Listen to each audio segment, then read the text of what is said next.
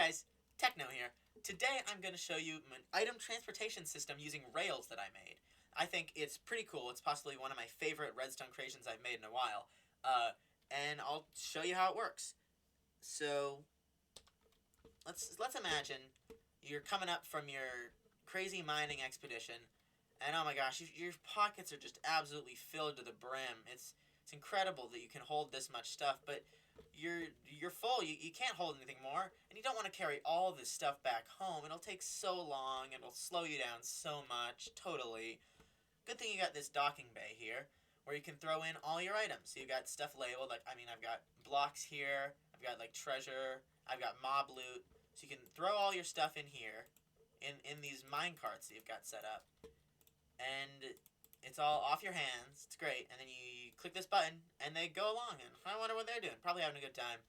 Maybe you want to admire your world a little bit. Enjoy the emptiness of your pockets. Look at this beautiful mountain that's probably here, or this amazing path.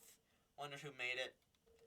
It's amazing. It's beautiful. Look at your amazing house that you love so much. Such a beautiful house. Go inside. Look at your amazing carpet. Your beautiful heart-shaped carpet. Maybe head down to the basement. Check out what's going on in your basement. Your perfectly normal, totally safe, not dangerous basement. Check out your storage system. I wonder if your stuff's here. And see, it's piling in. It's flooding in. It takes a little bit because it's all run on hoppers. But see, the mob loot's already done. Treasure is working on it. I think it's got 2 diamonds left. There we go. Then we got, this is also about to be done now. We got everything that you had at the mines and put into the carts is down here now. All of it. Which is pretty neat, in my opinion. So I'll show you how it works now. Wave goodbye to our good pals. And go up here. Out of your nice house with your nice view. Nothing sinister in the basement, I promise you. So over here is the whole system we got. So you've already seen this. You press the button and the carts go down. That happens because that button press powers this block here that I'm pointing at, and that powers these lines of redstone, which power the blocks under them. Here, the carts come back.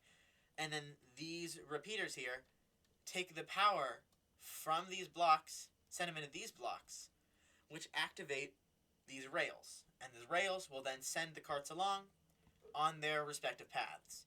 So let's follow this path here. It goes down and immediately goes here, and it'll hit this detector rail, and then it'll keep going, get sped along by this, and then stop here.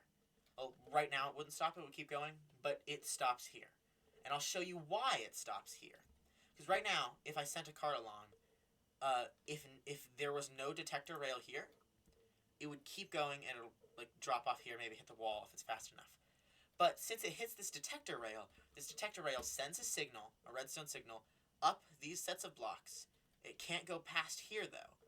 Why? Because this comparator is facing this way, and if a signal goes into a comparator's front end, nothing happens.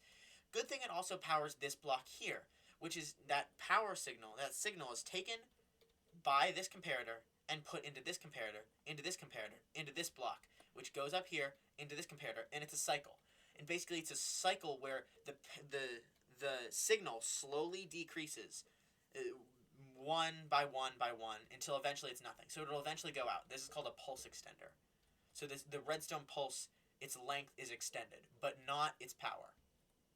And this block here, when it's powered, which is pretty much as soon as this is activated, it'll be powered, and it'll be powered until this pulse extender is done, which takes about like 5 seconds. This powers this here redstone torch, which right now it's powered, and since this redstone torch is powered right now, it powers this block, which powers these, which power these rails. But once this block that the torch is on is powered, then the torch will be powered off, which means these rails will no longer be powered. And since these rails are no longer powered, then the cart can come down and it can rest here. And since it's a chest minecart, all the items in the chest can go into this hopper, and subsequently all the next hoppers in line until it goes into the basement, or wherever your chest is. That could be literally anywhere, which is pretty cool. And then you might say, oh, this only lasts 5 seconds. Wouldn't it immediately get sent out before all the items go in? That's true. Good thing that you have this comparator here. It's easier to see on this side. You have this comparator here, which is comparing the items in this hopper, which is the second hopper in the system. And this hopper with all these items, if there's a single item in here, then this comparator will be powered, which powers this block, which, as we've already established, once this block is powered, this torch is depowered, which keeps the rails depowered. But then once there's no items in here, and this 5-second cycle's done its course, then this gets powered on, and the cart that's up here gets sent back. And that's the same for all 3 of these lines. Now I'll go over the components. So first you need this docking station, which is just a button, and then however you want to power the powered rails, which, like I did, it's a bit of a roundabout way. I could probably find an easier way to do it. Like, if I put in the button here instead of here, I probably could have saved some redstone, but it's alright. And then you've got, your redstone blocks, your powered rails, your normal rails, and it goes down or up or left, right, however you want to do it.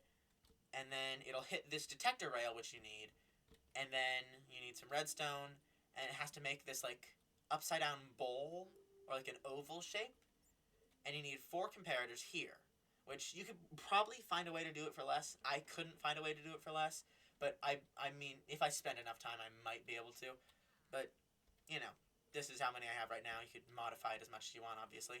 Another repeater, actually this is the first repeater, torch, another comparator, that's actually the only repeater, interestingly, and then more redstone, and hoppers.